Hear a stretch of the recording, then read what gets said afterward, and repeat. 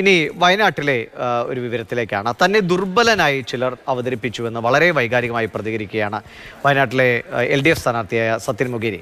Polling കുറവ് UDFനെയാണ് ബാധിക്കുക. LDF ജയിക്കുമെന്ന് ഇപ്പോൾ അവകാശപ്പെടുന്നില്ല. ഈ തെരഞ്ഞെടുപ്പിൽ ജനങ്ങൾ ജയിക്കുമെന്നും സത്യൻ മൊകേരി പറഞ്ഞു. നിങ്ങളിൽ പലരും വിശേഷിച്ചു എന്താണ് LDF സ്ഥാനാർത്ഥി കടലിലും മറ്റൊരു ആകാശത്തുമാണ് പറഞ്ഞു. ദുർബലമായ മത്സരം, ദുർബലമായ സ്ഥാനാർത്ഥി എന്നിവരെ ഈ സ്ഥാനാർത്ഥി വിശേഷിപ്പിച്ചിട്ടുണ്ട്. എല്ലാ ചാനലും അല്ല ഒറ്റപ്പെട്ടത്. എന്താ ദുർബലമായ സ്ഥാനാർത്ഥി എന്ന് പറയുന്നത്? ദുർബലൻ പണമില്ലാത്തത് കൊണ്ടല്ലേ ദുർബലനാകുന്നത് ആണോ? എന്താണ് ഫലം, എന്താണ് ദുർബലനെന്ന് വിശകലനം ചെയ്യണ്ടേ?